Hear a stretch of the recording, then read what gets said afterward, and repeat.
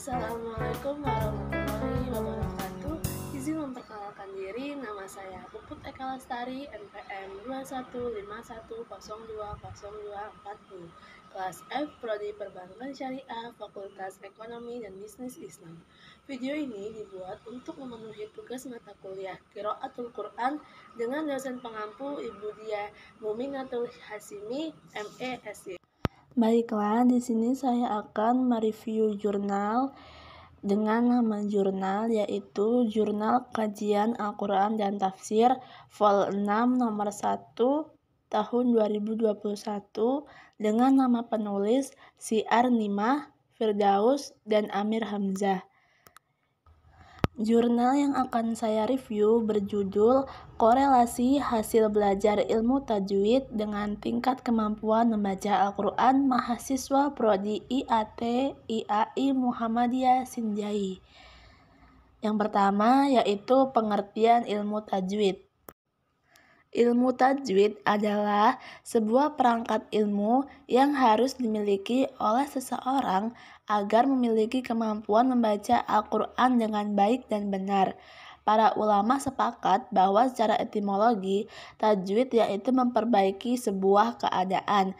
Sementara secara terminologi, tajwid berarti memberikan setiap huruf hak-hak serta mengembalikan kepada makhraj dan asalnya, melunakkan pengucapannya tanpa melebih-lebihkan dan memasukkan kehendak. Dengan demikian, dapat dipahami bahwa ilmu tajwid adalah ilmu yang mempelajari tentang hal ihwal, makhrajul huruf, sifatul huruf, waqaf, dan ibtida, serta segala hal yang terkait dengannya. Agar membaca Al-Quran, kita sesuai dengan bacaan yang baik dan benar, haruslah disertai dengan penguasaan ilmu tajwid. Para ulama tajwid sepakat bahwa hukum mempelajari ilmu tajwid adalah fardu kifayah. Selanjutnya yaitu indikator mampu membaca Al-Quran. Adapun indikator-indikator seseorang dikatakan mampu membaca Al-Quran adalah ketika menguasai perangkat-perangkat dalam ilmu tajwid sebagaimana ia menguasai makhrajul huruf.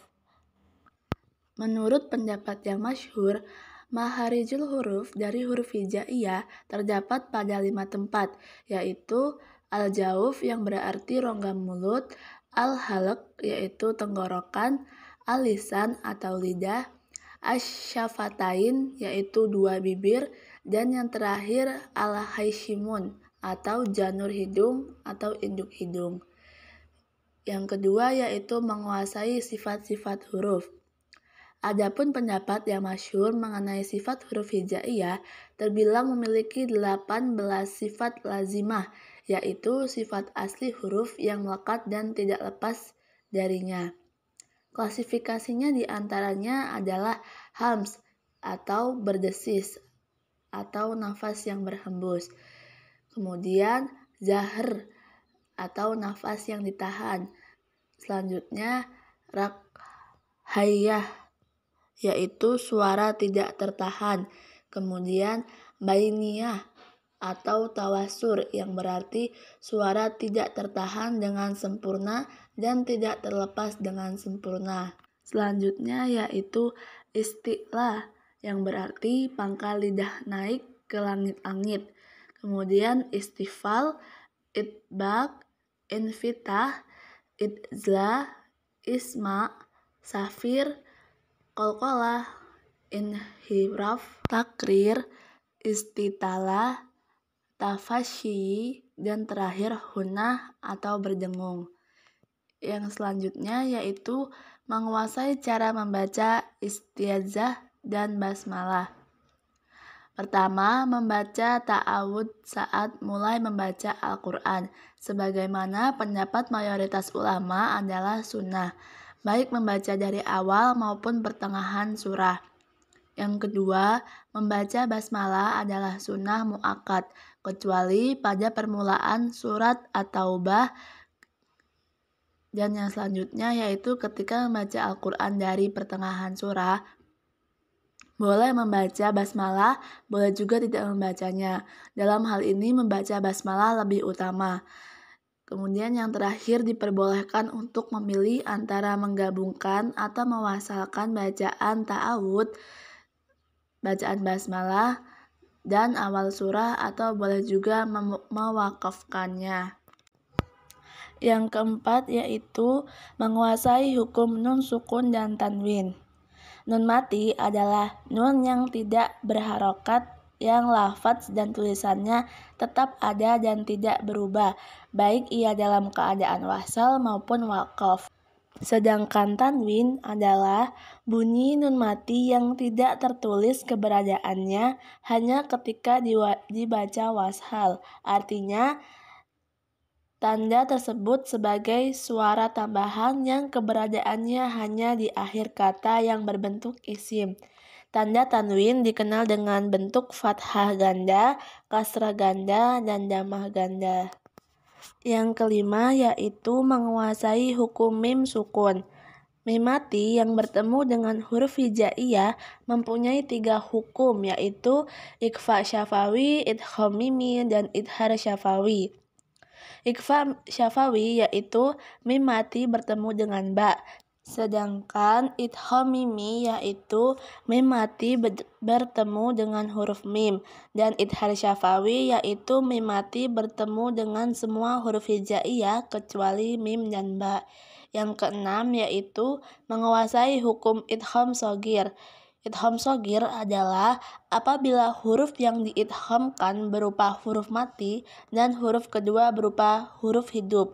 Hukum bacaan ini terbagi menjadi 3 jenis, yaitu idgham mutamasilain, idgham mutajanisain, dan idgham mutakaribain.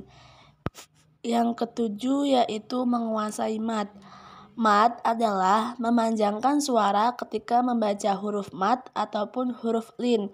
Huruf mad itu ada 3, yaitu alif, waw, dan ya. Secara garis besar, hukum mad dibagi menjadi mad tabi'i dan mad far'i.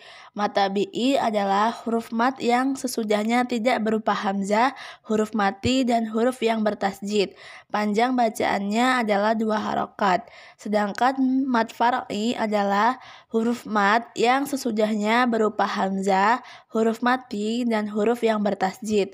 Mad far'i ini terbagi menjadi 8, yaitu mad wajib mutasil, mad jaiz munfasil, mad lazim kilmi mukhaffaf, dan mad lazim kilmi musaqal, mad lazim harfi mukhaffaf, mad lazim harfi musaqal, mad lin, dan mad arid li sukun.